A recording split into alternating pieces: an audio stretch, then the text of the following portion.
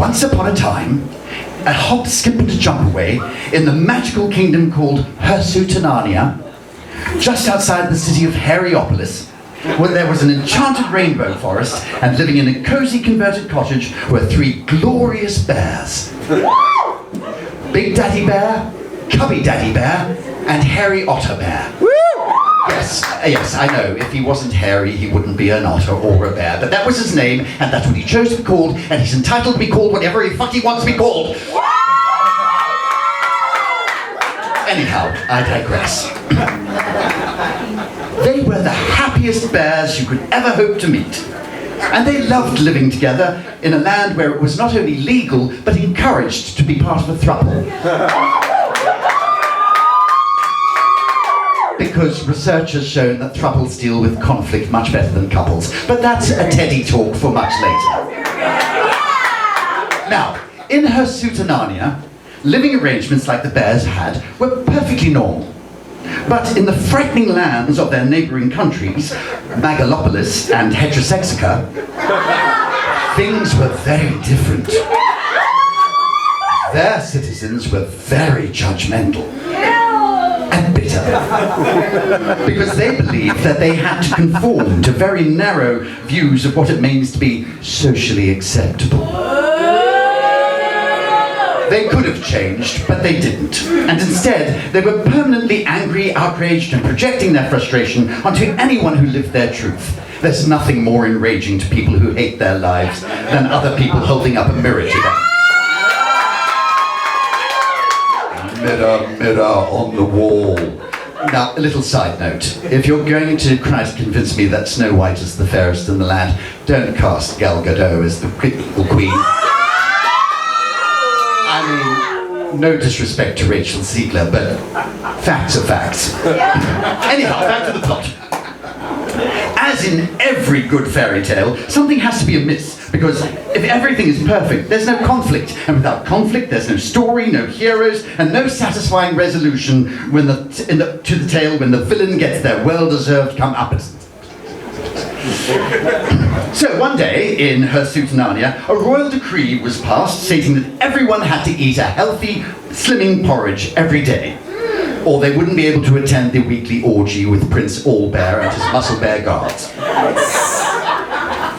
And so, the 3 bears sat down to eat their first bowl of healthy porridge. Big Daddy Bear fetched a jar of honey, a jar of maple syrup, and a jar of raspberry jam. Cubby Daddy Bear fetched the butter, the clotted cream, and the creme fraiche. It's a European thing, it's very tasty. And Hairy Otter Bear searched for the bottles of Nutella, but he couldn't find them anywhere. "Oh, bollocks," said Hairy Otter Bear. "We're completely out of Nutella." "And you won't believe this," said Big Daddy Bear, as he looked inside the jars he had opened. "All the honey and syrup and jam jars are empty too." "What a catastrophe," said Cubby Daddy Bear. Yes, he was Irish. "The butter, the clotted cream, and the creme fraiche have all gone rancid. We can't eat this pasty porridge without any condiments." "Quick," said Daddy Bear, "before our porridge gets cold, let's go and replenish our supplies." So without further ado, in order of their size, they departed and locked the door behind them. A few moments later, the door opened again, with a little coercion, and a beautiful, no matter what you say, big butch-built, bleach-blonde poked her head through the cottage door. Her name was Goldie Pigslocks.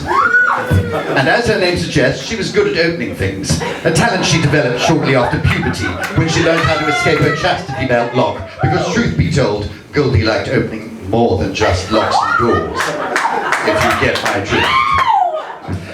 "She's a fucking Christian nationalist," she said, her face puckered in disgust like a cat's constipated arse. "This place smells like scented candles and them goddamn gay boy perfumey whatchamacallits, them bottles of colons, are they called? And that poster that says everyone is welcome here? They must be woke." And just like that, to counteract the bear's clean home fragrance, she let rip a monumental breaking of wind that made the curtains flutter. Because let's face it, she wasn't what you'd call a class act. She checked the cottage for something worth stealing. She checked the bedroom and discovered that there was only one enormous bed, the perfect size for 3 consenting adult bears in love. And then she spotted the wedding photograph on the wall. Well, looky here. Real live fucking homosexuals, she said. Because not only was Goldie unencumbered by any sense of morality when it came to breaking and entering, she was also an unmitigated, obnoxious bigot from Megalopolis. And then she spotted the 3 bowls of porridge, each with a name engraved on them. Being the shameless size queen that she was, she sat down at the table in front of the biggest bowl. It was clearly going to be a lot more than her tiny frame could consume, but she was a glutton, and her eyes were bigger than her stomach, though nowhere near as big as her mouth, or her vagina. I mean, to be clear, I'm not slut-shaming or anything. That would be hypocritical. Anyway, where was I? Oh yes, she picked up the bowl and poured Big Daddy Bear's thick porridge into her mouth. She had burnt her tongue immediately, thought, where there's a flame, there's a claim, and called injurylawyersascum.com for advice. Yeah, I broke into their house and they just left this hot porridge on the table with no warning sign that it might be too dangerous to put in my mouth. You think I've got a case? I do? Yeah. Awesome. Once she'd arranged the time to meet the lawyer, she hung up and moved on to Cubby Daddy Bear's porridge and gave it a good hefty blow. But she did such a good job blowing on it that now it was too cold. So she spat it out, unable to swallow, which was unusual for her. So then she tried Hairy Otter Bear's, and it was just right. Warm and the absolutely perfect creamy consistency, slightly salty, not too thick, and not too fluid.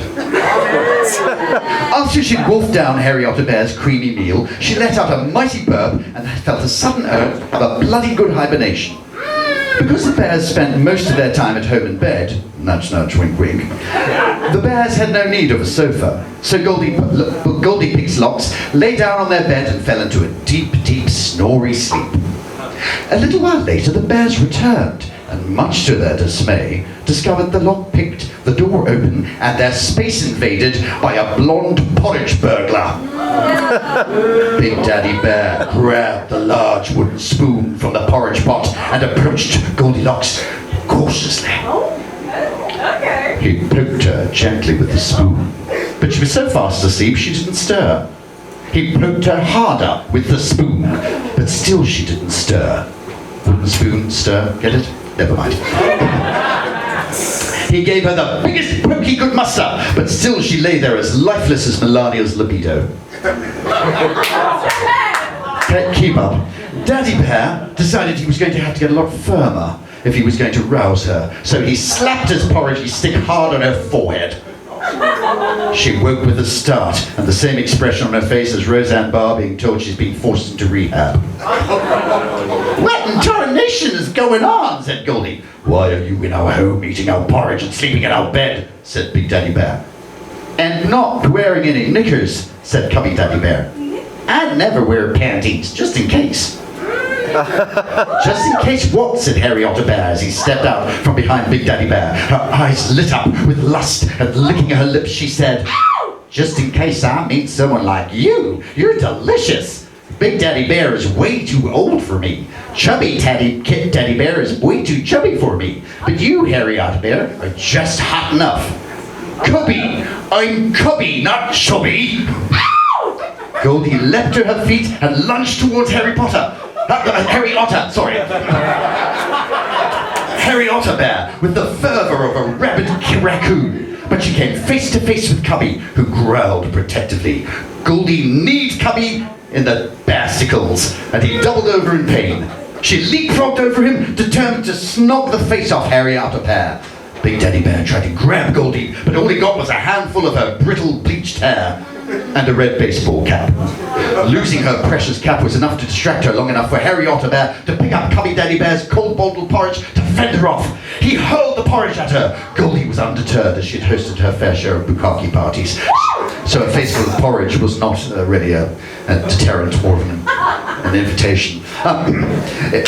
Hairy Otter Bear had no choice but to make a run for it. Goldie chased after him. Big Daddy Bear paced after Goldie. Cubby Daddy Bear chased after all of them. Eventually, after about 40 long seconds, of exercise. They were all too knackered, so they collapsed onto their chairs and Goldie regurgitated her porridge onto the table because exercising on a full stomach is never a good idea.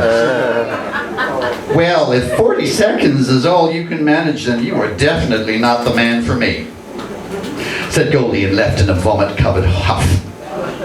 Now, most fairy tales have a moral to the story, but sometimes, as in this case, the fairy tale ends with an aphorism. And in case you don't know, if you don't know what an aphorism is, it's a concise, memorable expression of a general truth, and aphorisms are distinguished from other short sayings by the need for interpretation to make sense of them. Unlike the felon in the White House, I do like people to be educated. So, the aphorism for this Build-A-Bear tale is, just because, are you listening, children?